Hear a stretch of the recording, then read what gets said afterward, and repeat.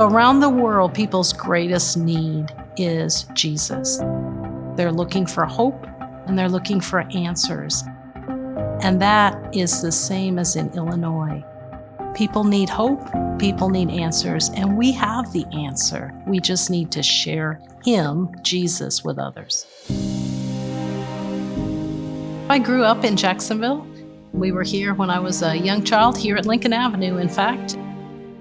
Missions is my heartbeat, and God has allowed me to go to about 85 different countries, a number of those for a lengthy period of time, to get to know the people and just serve in whatever doors He opens. I served in the military in a more humanitarian service, the Coast Guard. I got interested in disaster relief and served with the Red Cross.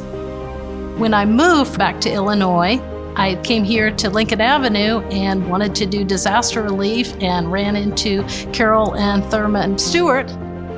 And they said, "You need a yellow shirt to put on." And they got me involved in disaster relief. And I started taking training and chainsaw and all the other fields.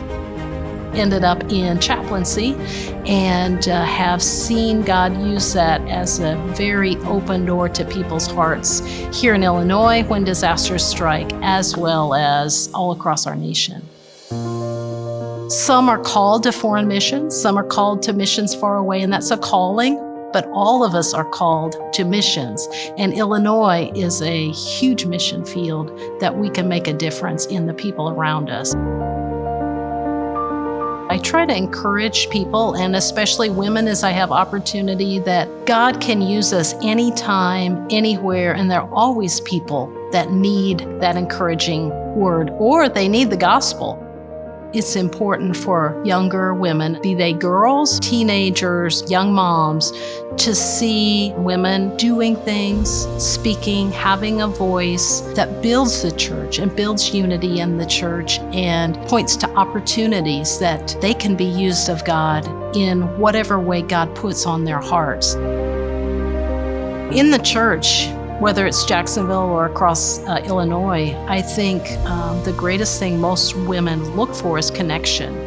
Carmen actually gave me a phone call. She had heard of me through the Stewarts and gave me a phone call and said, "Let's have coffee," and started doing some projects for her along the missions line.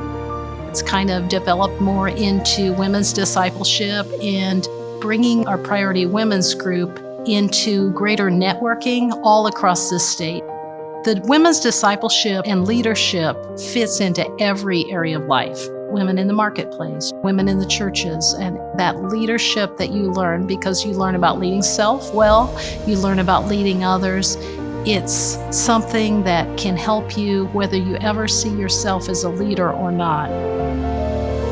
With 12 guys, Jesus turned the world upside down in a very short period of time.